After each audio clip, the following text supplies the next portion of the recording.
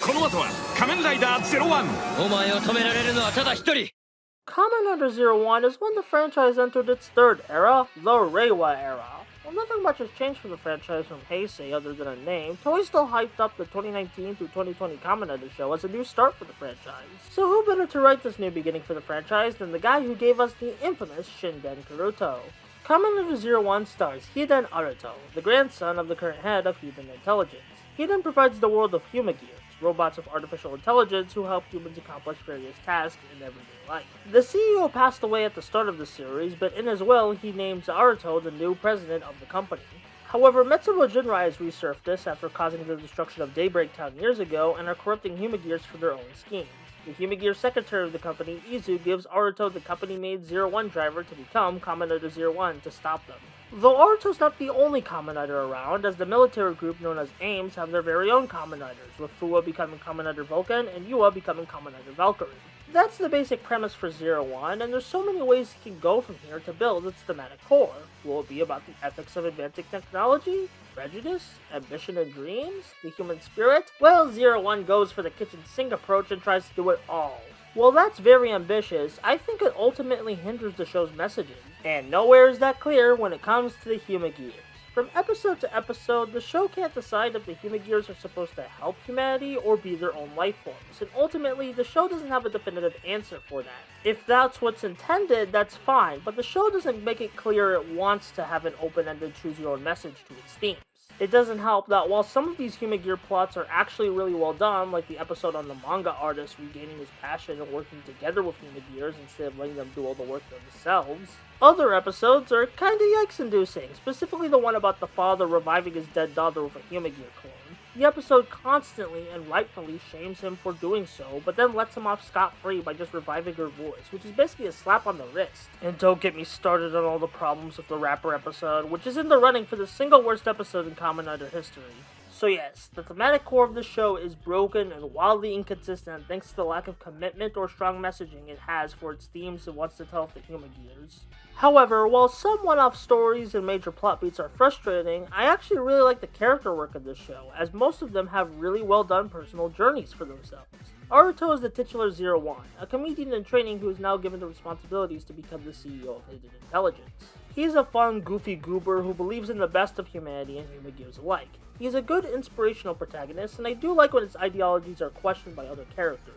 His assistant Izu is also a charming character. She starts off reserved, but throughout the show, we quickly see her express herself more and more through her friendship with Aruto. We'll put a pin on them for now, because there's a lot of fascinating stuff they do with these two come the final arc. Fuwa, aka Kamen Rider Vulcan, is probably my favorite character here. This lone wolf was traumatized by the memories of a rogue Humagear attack from his youth and channels that into pure anger in his fights against Metsubo Jinrai.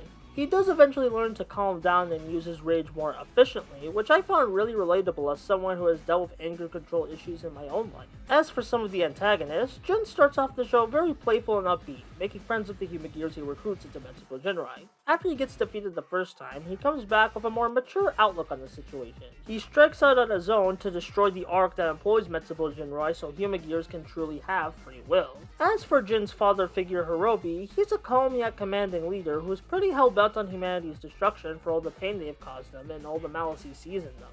A simple but intimidating villain, though I love his father-son relationship with Jin, which is equal parts wholesome and tragic.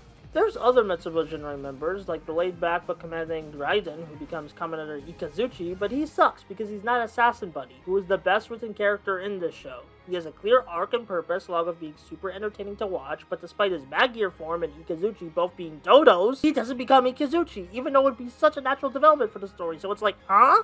Guy, aka Kamen Rider Selzer, runs Zaya Enterprises, a rivaling company to Hidden Intelligence, who helped create the arc with Hidden's old founder years ago. While Hidden is more focused on making Humagears to help with everyday tasks, Zaya is more focusing on enhancing the human body with technology. Guy initially wants Humagears gone with the danger they've posed to society from the Daybreak incident in Metsubo Jinrai, which is a compelling yet very understandable motivation for a villainous character. While Guy gets redeemed later on, he's still a very charming, magnificent bastard character, and I find his characterization after redemption very fascinating. No one in the main cast really accepts his redemption for all the shitty things he helped contribute to, but he still keeps his bravado intact to help contribute to a better tomorrow and maybe getting accepted by his friends later. Though, as the president of Zaya of America, Tim Shields, brought up in his Dowser video, the great post-redemption characterization is more emphasized in Zero One's post-series movies than the show itself, since Zero One was cut short by the COVID-19 pandemic. Despite this, I think Zero One was able to deliver some of its strongest material in its final episodes, despite having to rewrite the ending of said material. Huh. That's weird. I feel like I forgot someone important. Oh yeah, Naki! They were cool, but I wish they did more. Alright, fine, I'll talk about Yua. Yua, aka Kamen Valkyrie, is not a good character. This isn't the actress' fault, she's doing her best, and I think it's really cool that Zero One had a female writer in its main cast to start off with, but wow, she gets some of the worst character writing in this show. Her introduction episode is fine, I like that they decide to make her very by the books, and initially antagonistic towards Aruto, but then everything after that just takes a nosedive. She starts becoming Zaya's dirty work assistant with no personality outside of doing the dirty work for the company and regurgitating their philosophies. Luckily, Fua convinces her to resign eventually, but then the writers make her responsible for Kamen Rider Arc Zero coming into the plot, and she's hospitalized for another chunk of the series after it. Like, what the hell was going on here? She is consistently shafted or portrayed in a negative light, which makes any win she gets, if they are any, feel hollow. Legitimately might be one of the worst written characters in the franchise. So much potential wasted and spat on. Ugh. Anyway, let's talk about the ending. Spoilers ahead. The arc is seemingly defeated, but the battle between humans and the Humagears continues. Izu tries to convince Hirobi to peacefully stop the fighting, but she gets killed by him, which leads to a remnant of the arc, Azu, convincing Aruto to go berserk as Kamen Rider Arc 1. This is a fascinating twist, seeing our lovable goofball be disillusioned with his own morality and going full force into revenge against Hirobi is really compelling, especially seeing him recoil and panic from the consequences of his actions. There are still a few issues with these final episodes though, like the tasteless and ultimately unneeded use of violent protest imagery and reviving Izu by the end, which dampens the messages and consequences of moving on the ending tried to convey. Overall, Zero One is arguably one of the most flawed and broken shows in the Kamen Rider franchise narratively, yet I don't feel like much malice was intended from the writers of most of its troubles. It's clear the creative staff had the spirit to make a powerful narrative, they were just a bit confused and bit off way more than they could chew of the concepts they were given. Even still, the main cast of characters are still very engaging in their dynamics, and they're the main reason outside of the stylishly cool visuals, you should watch Zero One. Whether you love it or hate it, you can't deny that Zero One was an impactful start to the Reiwa era.